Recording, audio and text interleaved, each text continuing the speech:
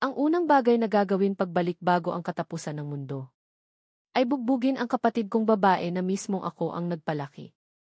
Hanggang sa halos mamatay. Akala ng lahat na baliw ako. Ngunit hindi nila alam na malapit na ang katapusan ng mundo ng mga artifact. Ang mundo ng ibang dimensyon at ang realidad ay unti-unting nagsasama. Karamihan sa mga tao ay magiging pagkain ng mga halimaw. Ngunit may mga taong magigising dahil sa mga artifact at magkakaroon ng walang kapantay na lakas. Sa nakaraang buhay, para protektahan ang kapatid kong babae na ako ang nagpalaki. Mula pagkabata, hindi ako nag-atubiling piliin ang trabahong mandirigma. Hanggang sa tumayo ako sa tuktok. Ang naisip ko lang ay bigyan siya ng mapayapang buhay. Ngunit ang natanggap ko sa huli ay pagtataksil. Hindi lang siya basta nakipagsabuatan sa mga kaaway para lasunin ako, kundi mismong kinuhang mag-isa ang aking mga mata para lang itaas ang lakas ng idol na mahal niya. Sa walang katapusang pagdadalamhati, nakita ko ang kakaibang ekspresyon ng pagkadismaya ng kapatid ko, kasama ang matalim na espada ng masamang taong bumaba sa akin. Bago ako mamatay, nagsisisi akong pumikit. Kung mayroon mang susunod na buhay, sisiguraduhin kong hindi kayo mamamatay ng mapayapa, mga hayop. Ngunit nang muli kong imulat ang aking mga mata, natuklasan kong bumalik ako 9 na taon bago. Lumabas na ito ang araw nang bumaba ang mahiwagang laro. Ang lahat ay may posibilidad na matransfer sa ibang dimensyon. Sa una, ito ay maliitang pangyayari lamang. Ngunit kalaunan ay naging pandaigdigang sakuna. At sa larong ito, ang buhay ang nag-iisang uri ng pera. Kapag namatay o naubusan ng buhay, mamamatay rin ang katawan sa realidad. At kapag nagsama ang dalawang mundo, ang lakas na nakuha sa laro ay maaari ring lumabas sa totoong buhay. Tinatamasa ko ang huling kapayapaan bago ang sakuna. Hindi bababasa, sa pagkakataong ito, sisiguraduhin kong mabubuhay ako para sa aking sarili. Bigla, sa sandaling ito, si HUPSU ay sumugod sa loob, sinisira ang pinto. Galit na sinisisi ako kung bakit hindi ko sinasagot ang telepono. Ang kapatid niyang si Tian Fai ay naghihintay ng donasyon mula sa akin. Dapat ay T-Fai. Si T-Fai ay isang underground idol na may kaunting kasikatan. At si ATUPA naman ay isang masugid na tagahanga niya. Sa panlabas, mukhang maluho si T-Fai. Ngunit sa totoo lang, siya ay isang walang kwentang tao. Sa likod ay niloloko niya at kinukuha ang pera at katawan ng mga babaeng tagahanga. Sa nakaraang buhay, para hindi maloko ang kapatid kong si ATUPA, palagi kong pinagbabawalan na makipag-usap kay T-Fai. Ngunit sa huli, nagalit siya sa akin dahil dito. Bilisan mo ang paglipat ng pera sa akin, gusto kong isupport ang aking kapatid. Ngunit pagkasabi niya nito, sinampal ko siya ng diretsyo sa mukha. Si ATUPSU ay nasampal hanggang sa dumugo ang mukha. Hindi siya makapaniwala na ang kapatid niyang laging nagbibigay sa kanya ay nangahas na saktan siya. Ngunit tahimik lang akong sumipa pa ng ilang beses. ATUPSU, napakagaling mo. Kung mangahas ka pang magsalita ng walang kabuluhan, sisirain ko ang asong bibig mo. Pagkatapos ay itinapon ko ang isang bank card sa lupa. Ito ang pera na iniwan ng mga magulang natin. Sa loob ng mahabang panahon, kahit anong hirap ko, hindi ko ginalaw ni isang sentimo. Dahil sa pag-aaruga sa akin ng mga magulang. Hindi ako makikialam sa'yo, ngunit tandaan mo ito sa akin. Mula ngayon, wala na akong kapatid na babae na katulad mo. Si ATUPSU ay nakaupong nakabaluktot sa isang sulok, tinatakpan ang kanyang mukha at tahimik na umiiyak. Hindi niya maintindihan kung bakit. Ang kapatid niyang laging sumusunod sa kanya ay nagbago ng ganito. Pagbalik sa kwarto, nagsimula akong mag-isip tungkol sa susunod na hakbang. Sa nakaraang buhay, dahil kailangan kong alagaan ang walang silbi na ito, pinalampas ko ang maraming pagkakataon para baguhin ang aking kapalaran. Ngayon, dahil nabuhay akong muli, napakausyoso ko. Kung wala ang pasaning ito, hanggang sa anong taas ako makakarating? At tungkol naman sa pera na iniwan ng mga nag-aruga sa akin. Pagkatapos na bumaba ang katapusan ng mundo, ang pera sa tunay na mundo ay agad na magiging mga basurang papel. Hayaan siyang mabuhay at mamatay sa sarili niyang paraan. At si T5. Sa buhay na ito, ako mismo ang papatay sa'yo. Ilang sandali pagkatapos, agad akong lumunok ng 2 pampatulog. At nagsimulang matulog. Dahil lang sa ang unang hakbang para makapasok sa laro ay kailangang dumaan sa panaginip. Ang mga taong unang pumasok sa laro ay magkakaroon ng pagkakataong makakuha ng nakatagong trabaho. Sa lalong madaling panahon, pumasok ako sa bulwagan para pumili ng trabaho. Sa nakaraang buhay, para protektahan ang walang silbi na iyon. Pinili ko ang trabahong mandirigma na may pinakamalakas na depensa. Ngunit ngayon, dahil hindi na ako hinihila ng kanyang paa, agad kong pinili ang trabahong assassin, na may pinakamataas na kadaliang kumilos. Nang hawakan ng kamay ko ang pagpipilian, agad na tumunog ang mekanikal na boses. Ang tatak ng paghatol ay matagumpay na naling. Natatanging katangian, kapangyarihan ng paghatol. Pasibo, kapag sumali sa larong artifact. Automatiko kang makakakuha ng pinakamataas na antas ng trabaho. At talento. Bago pa man ako makabawi mula sa kasiyahan. Isang agos ng itim na enerhiya ang pumasok sa aking katawan. Binabati kita. Natanggap mo ang nakatagong trabaho. Ikaw ay naging isang shadow. Kasabay nito, ipinakilala rin ng sistem ang tungkol sa mga katangian ng kapangyarihan ng paghatol. Ito ang pinakaunang kapangyarihan sa universo. Lampas sa mga patakaran at kaayusan. Nang marinig ko ito, labis akong nagulat. Sa nakaraang buhay, hanggang sa ika-7 taon pagkatapos bumaba ang larong artifact, ay nagkaroon ng malakas na tao na tumakas mula sa lupain na tinalikuran ng mga Diyos. At sa wakas ay tumapak sa lupain ng kaayusan. Sa panahong iyon, unang nalaman ng sangkatauhan ang tungkol sa pagkakaroon ng lakas ng kaayusan, ngunit mahigit 25 taon na ang lumipas. Wala pa ring lumalabas na kayang humawak sa lakas ng kaayusan. Ngunit ngayon, madali ko itong nakukuha. Ang orihinal na kapangyarihan na lampas sa kaayusan at mga patakaran. Basta't umalis ako sa lupain na tinalikuran ng mga Diyos. At makapunta sa lupain ng kaayusan. Magagawa kong i-activate ang kapangyarihan. Habang nag-iisip ako, biglang lumabas sa aking harapan ang isang asul na frame ng pag-input. Mangyaring ilagay ang iyong palayaw sa laro. Dahil ang trabaho ko ay shadow. Shadow na lang ang ilalagay ko. Pagkatapos kong pumili, na-transfer ako sa plaza ng isang maliit na bayan. Sa paligid ay may ilang mga manlalaro. Lahat ay nagtatakang nagmamasid sa paligid. Anong nangyayari? Naglaro lang ako buong gabi. Bakit ako napunta sa lugar na ito? Hindi ko sila pinansin. Naghanda akong lumabas ng bayan para manghuli ng halimaw para mag-level up. Ngunit sa harapan ay biglang lumitaw ang ilang mga manlalaro. Lumitaw sila kasama ng puting liwanag. Lumabas na ito ang respawn point. Basta mamatay ka, matransfer ka dito. Ngunit ang halaga na kailangan mong bayaran ay ang pagkawala ng kalahati ng buhay mo sa realidad. Isang lalaki ang nagmura, nakakainis. Simpleng halimaw lang sa labas. 5 kaming nagsama-sama pero hindi namin kaya. Anong gagawin namin ngayon, Ditikin? Tumingin ang lahat sa babaeng blonde na nangunguna. Kung hindi natin kaya, humanap tayo ng mas maraming tao. Pagkatapos ay tumingin siya sa akin. Mukhang may nakatagong trabaho ka, tama ba? Gusto mo bang sumali sa amin? Napakalakas ng halimaw sa labas. Hindi mo kaya mag-isa. Namatay na kami ng isang beses, kaya mayroon na kaming karanasan. Nang marinig ko ito, natuwa ako. Karanasan sa kamatayan siguro. Umiling ako at dumiretso sa gate ng bayan.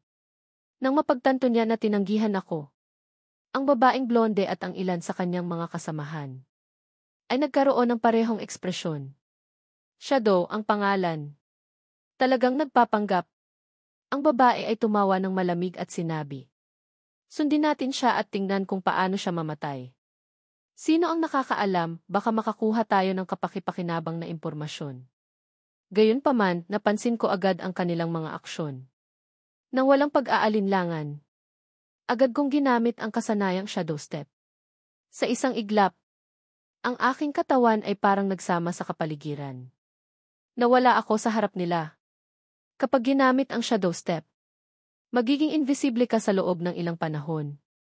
Ngunit mahahayag ka kapag umaatake. Ilang sandali pagkatapos, narating ko ang isang kagubatan.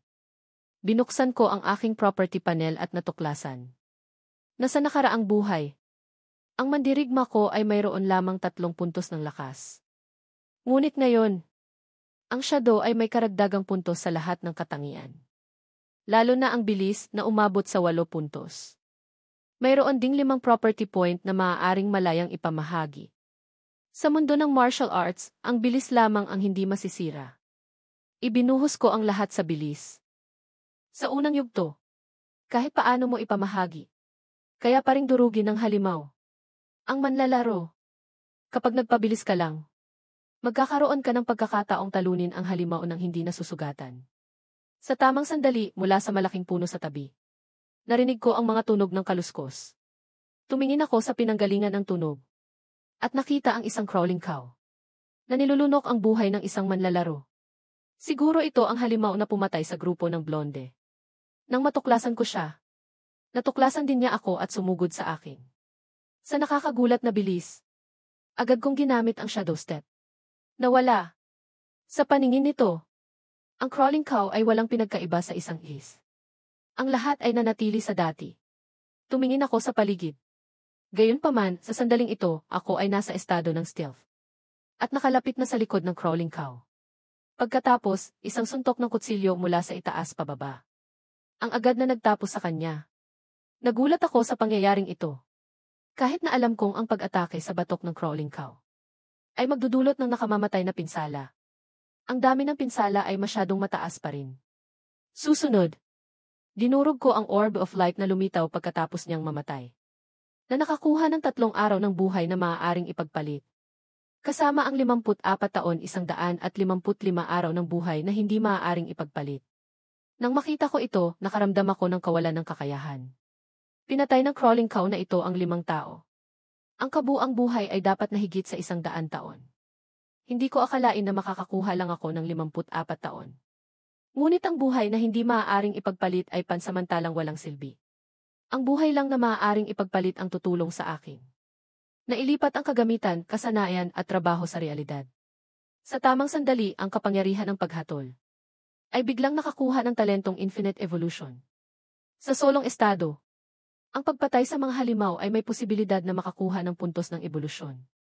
Automatikong makakakuha ng 5 puntos ng ebolusyon bawat 24 na oras. Bukod pa rito, sa solong estado, ang pagpatay sa mga boss na halimaw ay sisiguraduhing makakakuha ng puntos ng ebolusyon. Sa kasalukuyan, mayroon akong 5 puntos ng ebolusyon. Nang makita ko ito, labis akong natuwa. Ito ang karapat-dapat na lakas na lampas sa kaayusan.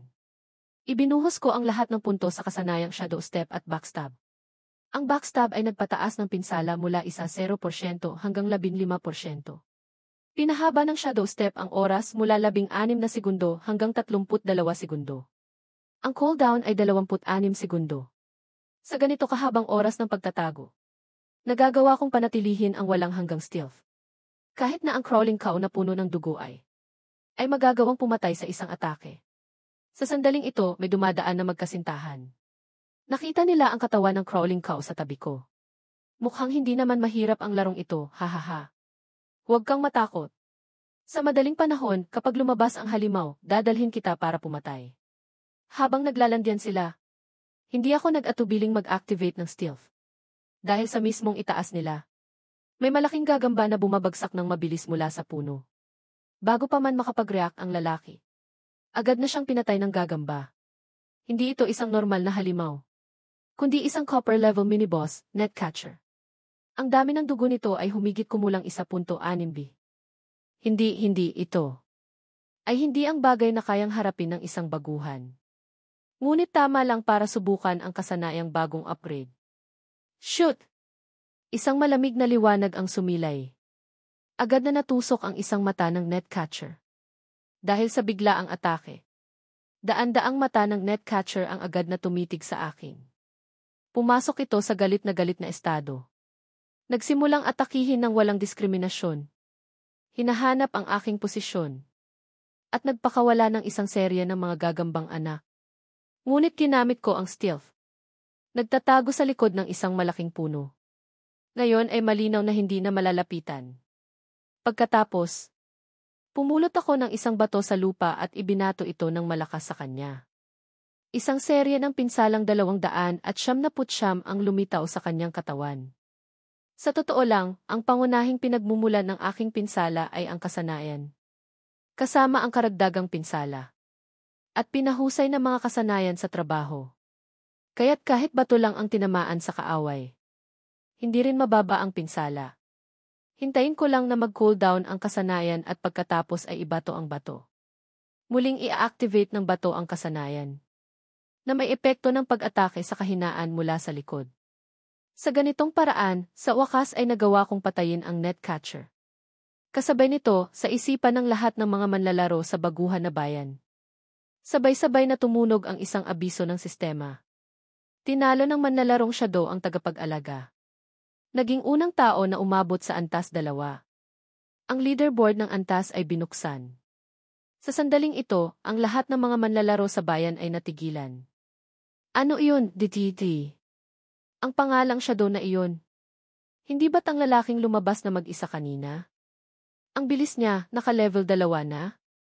Nagparty tayo, pero hindi natin kayang patayin ang maliliit na halimaw. Pero kaya niyang mag-solo. Ang isang boss na may parehong antas? Nag-hack ba siya? Nakaramdam din ng pagkalito ang magkasintahan kanina. Wala silang laban sa malaking gagamba na iyon. Pero may isang taong kayang pumatay dito. Bukod pa rito, ang leaderboard ay mayroon lamang isang pangalan.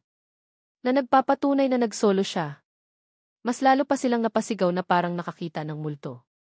Kasabay nito, inabisuhan ng sistema na nakatanggap ako ng isang puntos ng katanyagan. 46 na araw ng buhay na maaaring ipagpalit. At isang scroll ng kasanayan na Greedy Hands. Pagkatapos kong matutunan ito, maaari ko itong gamitin.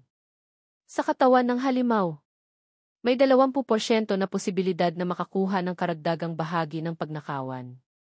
Hindi ko akalain na ang isang boss na may parehong antas ay maglalabas ng banal na kasanayang ito ng assassin. Kahit na ang posibilidad ay 20% lamang. Ngunit kung pagsasamahin sa aking walang hanggang talentong ebolusyon, hindi ba't ang posibilidad na ito? At ang bilang ng mga bagay na ilalabas ay maaari ring tumaas ng walang hanggan?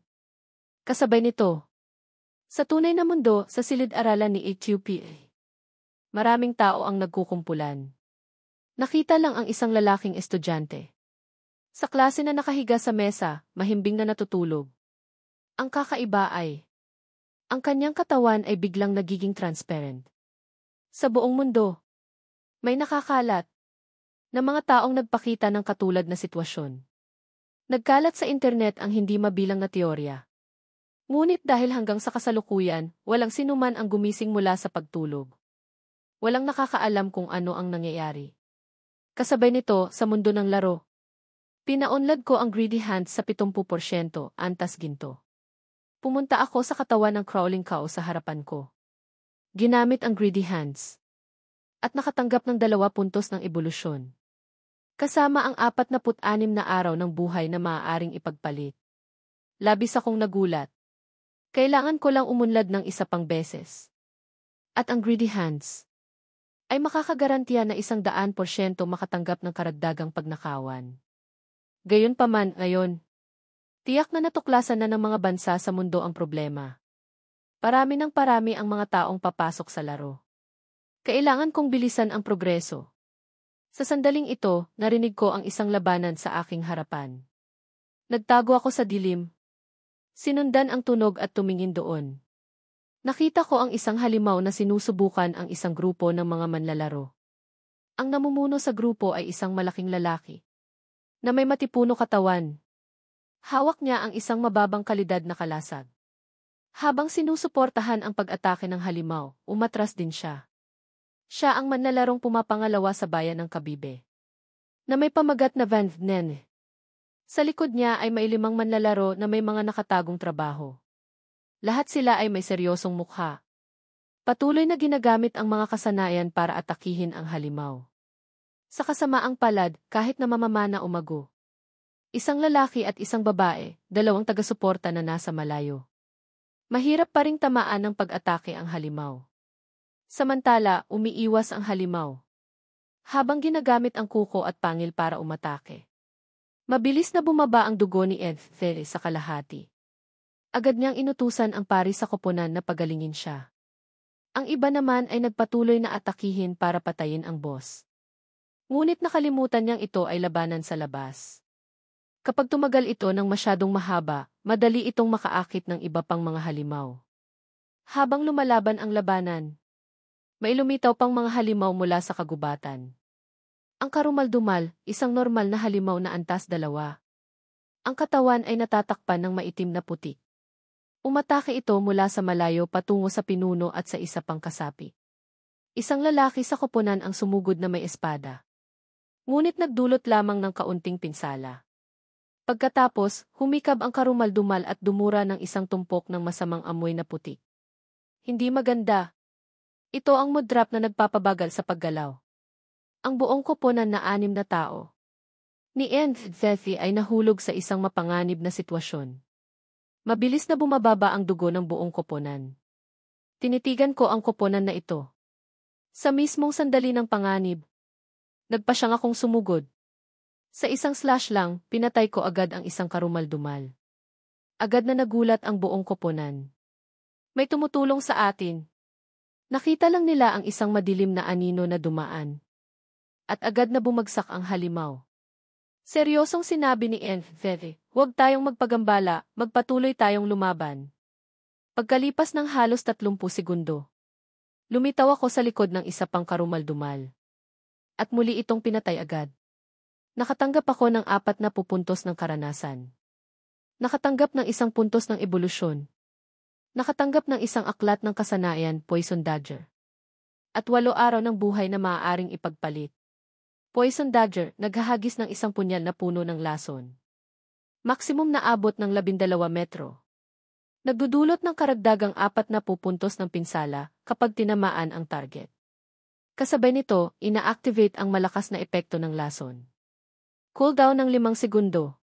Ang lason ay nagdudulot ng pinsala na 30% ng atake bawat segundo. Hindi apektado ng resistensya. Nagpapatuloy ng 5 segundo. Hindi maaaring patungan. Pagkatapos tingnan ang paglalarawan ng kasanayan, tuwang-tuwa ako. Sa wakas, mayroon na akong kasanayan sa pag-atake na nasa malayo. Sa sandaling ito, narinig ko bigla ang tunog ng dugo. At laman na natutusok. Pagkatapos ay isang malakas na sigaw. Ang pari sa koponan ay patuloy na ginagamit ang kanyang kasanayang paggaling. Sa kasamaang palad, limitado ang epekto. Bumababa pa rin ang dugo ni Ed. Umabot sa ilalim sa isang iglap. Agad akong gumamit ng stealth para lapitan ang likod ng halimaw. Hinihintay ang tamang sandali. Nang maghanda ang halimaw na atakihin si Ed, agad kong inilabas ang Poison Dagger. Itinutok ng diretsyo sa ulo nito. Si Ed at ang kanyang mga kasamahan ay napakaseryoso. Biglang nakita ang bar ng dugo ng halimaw na bumaba ng higit sa kalahati sa isang iglap. Nagpatuloy akong maghagis ng ilang karagdagang dagger. Ang halimaw ay hindi nagkaroon ng pagkakataong mag-react. Bumagsak sa lugar. Ang iyong porsyento ng pinsala ay umabot sa higit sa 70%. Sa iyo mapupunta ang nakuhang gamit. Napatay mo ang halimaw. Copper level. Nakatanggap ka ng 600 puntos ng karanasan. Binabati kita. Umakyat ka sa antas 3. Binabati kita. Nakatanggap ka ng 2 puntos ng ebolusyon. Nakatanggap ka ng 55 araw ng buhay na maaaring ipagpalit. Hindi ko akalain na ang pinsalang nagpapatuloy ng Poison Dagger ay magagawang i-activate ang aking trabahong katangian. Kasama ng stealth. Magagamit ko ang punyal ng patuloy ng hindi natutuklasan. Mula sa unang yugto hanggang sa gitna ng laro. Wala nang magiging kalaban ko na halimaw. Tumuwo ako sa katawan ng halimaw. At ginamit ang Greedy Hands, nakatanggap ng 3 puntos ng ebolusyon. 55 araw ng buhay. Na maaaring ipagpalit at Storm Armor Leggings. Dagdag 9 na pisikal na depensa. Dagdag 5 paglaban sa lahat ng elemento. At 5% na bilis ng pag-recover ng kasanayan. Sa paningin ng 6 na tao ni Ned, ang eksenang ito ay napakakaiba. Hindi man lang nila makita ang anumang anino. Ang nakuhang gamit sa tabi ng katawan ay biglang nawala. Kaibigan, maraming salamat. Seryosong ikinuyom ni Ned ang kanyang kamay bilang pasasalamat sa kawalan. Mahina kong sinagot, walang anuman. Sa labas, huwag kang basta magtiwala sa iba. Dahil sa mga salitang ito, naging seryoso ang mukha ni Ned. Maraming salamat sa paalala. Kung gayon, mauuna na kami. Hindi na namin guguluhin si Kuya para pulutin ang kanyang gamit. Ako nga pala si Ned. Kung kailanganin mo ng tulong sa hinaharap, hanapin mo lang ako. Tahimik akong tumugon. Tumayo ako na nakatago habang pinagmamasdan ang koponan na ito. Sa nakaraang buhay, si Ned ay dating tagahanga ko. Noon ay isa ako sa 100 pinakamagagaling sa buong mundo. Kahit na panghuli lamang ako sa 100. Kung iisipin, isa lang akong normal na mandirigma. Para makuha ang tagumpay na ito. Para sa akin ay isa na itong alamat. Hindi mabilang ng mga tao ang itinuring akong idol. Kabilang si Ned. Bukod pa rito, sa likod niya ay may malaking korporasyon. At mayroon pang ang suporta mula sa gobyerno. At kulang ako sa isang matatag na channel ng pagbebenta. Sa hinaharap, ang mga gamit na hindi ko ginagamit ay maaaring ibenta sa kanya. Nagpatuloy akong pumasok sa gubat para wasakin ang mga halimaw. Sa lalong madaling panahon, nilinis ko ang buong lugar sa paligid. Ang huling punto ng ebolusyon ay naipon din. Susunod, ibubuhos ko ang lahat ng punto sa kasanayang greedy hands. Pagkatapos ng isang agos ng nakakasilaw na gintong liwanag, ang greedy hands ay umakyat sa antas 6 kayamanan. May 160% na posibilidad na makakuha ng karagdagang nakuhang gamit. Bukod pa rito, may 20% na posibilidad na makatulong sa gamit na tumaas ng isang antas ng kalidad. Nang makita ko ito, nakangiti akong tumango sa kasiyahan. Sa mismong sandaling ito, nagsimulang umuga ang lupa. Isang malaking halimaw ang paparating sa akin. Ito ay ang cursed one na boss na antas copper. Mukhang sinisipsip nito ang buhay. Naghahanda na umakyat sa boss na antas pilak. Naghanda akong sumugod. Ngunit natuklasan kong puno na ang bag ko. Kahit na pumatay ako, hindi ako makakakuha ng mas maraming gamit. Kaya't maaari ko lamang markahan ang lokasyon sa mapa. At mabilis na bumalik sa maliit na bayan. Naghahanda upang alisin ang mga hindi kinakailangang gamit sa aking bag. Sa mismong sandali na binuksan ko ang function ng pag-setup ng gamit, agad na naakit nito ang atensyon ng lahat sa paligid. Nakasuot ng 2 gamit na antas copper. Gayunpaman, nagbebenta siya ng 2 karagdagang gamit. Pumatay ba siya ng boss na antas copper? Siya ba ang shadow na nangunguna sa leaderboard? Inaasahan ko na ang sitwasyong ito. Kaya sa pagbalik ko sa maliit na bayan, agad kong ginamit ang function na nagtatago ng mukha. Sa larong ito, ang hitsura ng karakter ay katulad ng sa tunay na buhay. Hindi ito maaaring baguhin kapag nahayag ang iyong pagkakakilanlan. Sa posisyon ko bilang numero 1 sa baguhan na bayan ngayon, tiyak na may maghahanap para gumawa ng gulo. At may panganib pang ang mawala ng buhay. Maya-maya pa, isang babae na nakasuot ng abong balabal kasama ang kanyang mga kasamahan ang lumapit. Magkano ang presyo ng ice finger technique na ito? Ginamit din niya ang function na nagtatago ng mukha tulad ko. Ngunit kung hindi ako nagkakamali, ito si Grey Rose. Nakasalukuyang nakapwesto sa ika-11 ranggo ng Kabibtown. 100 araw ng buhay na maaaring ipagpalit. Nang marinig ang presyong ito, nagpakita ng pagkabalisa si Grey Rose. 100 araw. Ang dami naman. Hindi ko kaya bilhin. Pwede bang magpababa ng presyo? Umiling ako, hindi nag-abala para sumagot. Ang kasanayang ice finger technique na karaniwang antas ay makakatulong sa mga mago na pabilisin ang kanilang pagle-level. Sa simula ng laro, 100 araw ay napakamura na. Pwede ba akong magbayad sa pamamagitan ng cash? Kung marami kang cash, maaari kang bumili ng buhay mula sa ibang tao muna. At pagkatapos ay makipagtransaksyon sa akin. Kung hindi, kung may mag-alok ng mas mataas, maaari kong itabi ang gamit na ito para sa iyo. Pagkarinig nito, siya at ang kanyang mga kasamahan ay tumabi para mag-usap sa channel ng grupo. Maya-maya pa, naabot na nila ang kasunduan. Pagkatapos, kinuha niya ang 100 araw ng buhay para bilhin ang ice finger technique. Kasabay nito, Inabisuhan ng sistema na ibenta mo ang ice finger technique. Nakatanggap ka ng 100 araw ng buhay na maaaring ipagpalit. Ang balanse ng buhay na maaaring ipagpalit, 368 araw. Pagkatapos ng transaksyon, biglang may ilang taong marahas na itinulak ang mga tao sa paligid. Sumugod diretso sa aking harapan. Siya ang babaeng blonde sa koponan noong una. Tinawag siya ng lahat na TKD. Nakatayo siya, tinitingnan ako habang nakaupo sa gilid ng florera. At pagkatapos ay may pagmamalaking sinabi, bibigyan kita ng isang pagkakataon. Samahan mo akong mag-level up hanggang antas 3, okay na. Sa labas ng mundo, babayaran kita ng 1,000,000